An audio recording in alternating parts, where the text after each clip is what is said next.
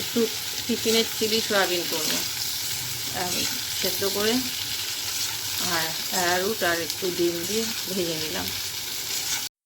এখানে পেঁয়াজ একটু কিউব করে একদম টুকরো টুকরো করে কেটে নিয়েছি, ক্যাপসিকাম আর টমেটো।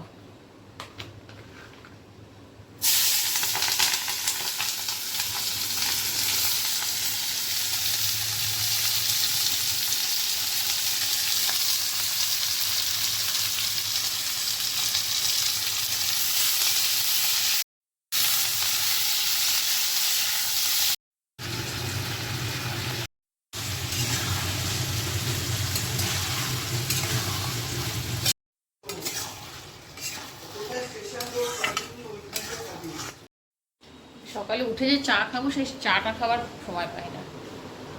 আজকে সকালে টিফিন যায়নি, আর ছেলে আজকে অফিস যাবে, ওই 9:30 পর বেরোবে, ওই জন্য একটু দেরি করে উঠলাম।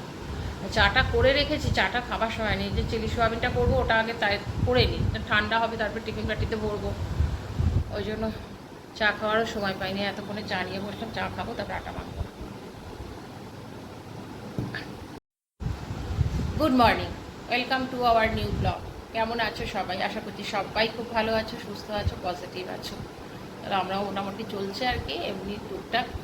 ব্যথাটা, হাতের ব্যথাটা তো রয়েছে, ওটা তো আর কমেনি। ঠিক আছে, দেখা যাক। এক্সারসাইজ করছি প্রতিদিনই 2-3 বার করে, দেখা যাক কী হয়। সকালে উঠে না সত্যি কথা আর না পারি না, যেন সকালে ঘুমটা ছাড়তে চায় না। আর যেহেতু আজকে সকালবেলা ছুটি আছে সেই জন্য সকালে টিফিন যাবে না বলে একটুখানি রেস্ট। কিন্তু সকালে উঠে না এই যে তাড়াতাড়ি করে টিফিন রেডি করা মানে ভীষণ, মানে অনেক দিন পর তো এটা, মানে প্রায় 20 থেকে বন্ধই ছিল এটা। এখন আবার মানে চাপ পড়ে গেছে। চাপ বলতে আর এই 3 মাস হয়েও গেল, তারপর আসলে শরীর ঠিক নেই তো ওই জন্য আর উঠতে ইচ্ছে করে না সকালে। হ্যাঁ, সকালটায় সব কিছু পড়ার পরে হয়তো অনেকটাই সময় পাই আমি শুয়ে বসে সময় কাটানোর জন্য। তো যার জন্য আর কি ঠিক আছে, এইদিকে না হলেও ওইদিকে হয়ে যায় আর কি। ঘুম তো হয় না, ওই জাস্ট বসে থাকা শুয়ে থাকা, এটাই আর কি। তাহলে চাটা খাবো, চাটা খাওয়ার সময় পাই না। চাটা খেয়ে এবার আটা মেখে রুটি করি। রুটি বানাবো বলে আটাটাও মাখতে গেলাম, দেখছি আমি আর আটাটাও মাখতে পারছি না। মানে হচ্ছে কি বলতো, এই হাতে তো ব্যথাটা রয়েইছে, আর আটা মাখতে গেলে একটু চাপ লাগছে, তখন দেখছি হাতে ব্যথা করছে। সকালে উঠে এক্সারসাইজ করেছি কিন্তু পারিনি আটা মাখতে। আর এই ছেলেকে দিয়ে এখন কচুরি আনালাম নিচের থেকে, ওই কচুরি আর চিলি সোয়াবিন দিয়ে দিচ্ছি। আর ওরা যে কচুরিটার সাথে ডাল দিয়েছে এটা দিয়ে ওকে এখন খাবার দিয়ে দিলাম। আজকের ওয়েদারটা ভালোই রয়েছে, মোটামুটি ঠিকঠাক। মানে মেঘ করে আছে ঠিকই, বৃষ্টি হচ্ছে না, রোদও নেই। ভালো, ছেলে চলে যাওয়ার পর অনেকক্ষণ শুয়েছিলাম, একটু মোবাইলটা নিয়ে কাজের সময় কাটালাম। এবার রান্না করি, পেঁপে পোড়াবো, আজকে সব থেকে বড় কাজ। বাড়িটা দেখো কীভাবে বরফ পড়েছে। একটু ড্রাই স্পাইসেস দিলাম, জিরে, ধনে, হলুদ, লঙ্কা, নুন আর একটু চিনি।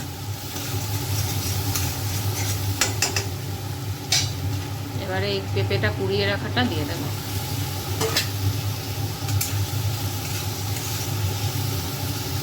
কুড়িয়ে ভালো করে ধুয়ে জলটা ভালো করে অনেকবার করে চিপে চিপে উঠিয়ে নিয়েছি।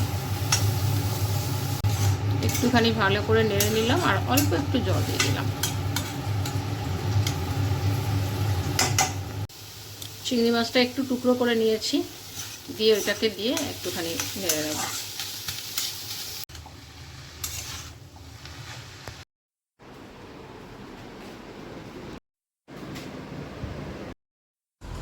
আজকে টুকটুক করে অনেকগুলো রান্না আসলে আজকেই করেছি সেটা নয়, আগে কালকে রান্নাও অনেক কিছু রয়েছে। বাঁধাকপি আর এটা হচ্ছে তোমার ওই পেঁপের ঘন্ট করেছি একটু চিংড়ি মাছ দিয়ে, আর অল্প একটু চিংড়ি মাছ দিয়ে আলু দিয়ে তরকারি করেছি। এই 3টে আজকে করেছি। আর কালকের বড়া একটুখানি ছিল, আজকে ভাজলাম অবশ্য, মশলাটা রাখা ছিল, চিংড়ি মাছটা মাখা ছিল। আর এটা কালকের থোড়ের ঘন্ট। আজকে ওই জন্য সব অল্প অল্প করে করেছি। বাঁধাকপিটা যেটা ছিল সেটা, আর পেঁপেটা পুরোটা করিনি, পেঁপেটা হাফ করেছি, কারণ ওটা কেউ খাবে না, শুধু আমাকেই খেতে হবে। সকালে একটুখানি খেয়েছিলাম, বেশ টেস্টি হয়েছে খেতে। আর চিংড়ি মাছের মাখাটাও খানিকটা ছিল, কালকেই ভেবেছিলাম রাত্রেবেলায় করবো, তো কালকে রাত্রেবেলায় ভাজিনি। এখন চার পিস ভাজা হয়েছিল, একজন খাওয়া হয়ে গেছে, ওই জন্য 2 পিস খেয়েছে আর কি। আর থোর ঘন্টটা কালকে ছেলের জন্য করলাম, কালকে রাত্রেবেলা ছেলে রুটি খেয়েছে আর এগুলো খায়নি। আজকে সারা দুপুর শুয়েছিলাম, বেশ খানিকক্ষণ ঘুমিয়েও গেছিলাম, আধা ঘন্টার ওপরে আজকে ঘুমিয়েও গেছিলাম। আজকে শ্যাম্পু, কালকে তেল দিয়েছিলাম রাত্রেবেলায়, আজকে শ্যাম্পু করেছি। চুলটাও ভেজা ছিল, চুলটা খুলে শুয়ে পড়েছি, ঘুমিয়েও পড়েছিলাম একটুখানি। আজকে অবশ্য সারাদিন সেরকম সকাল দিকে ভালো মোটামুটি রোদ উঠেছিল, বৃষ্টি হয়নি আজকে, মেঘও ছিল, কিন্তু বেলার দিকে রোদটা উঠেছিল। এখন তো চাঁদের দেখা পাচ্ছি, অনেক দিন পর মনে হয় চাঁদের দেখা পাচ্ছি।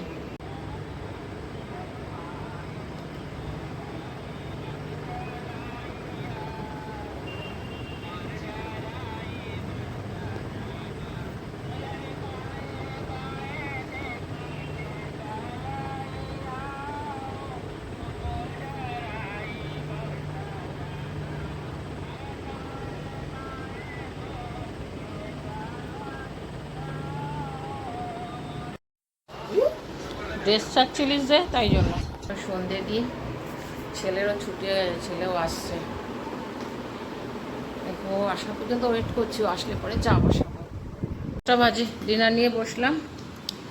এই ডালটা এখন করলাম, গরম ডালটা এখন দিলাম ফ্যানের নিচে, ঠান্ডা না হলে ফ্রিজে ঢোকাতে পারবো না। আর বাঁধাকপির তরকারি আর থোর ঘন্টটাও রয়েছে, আর ডিমের অমলেট করলাম।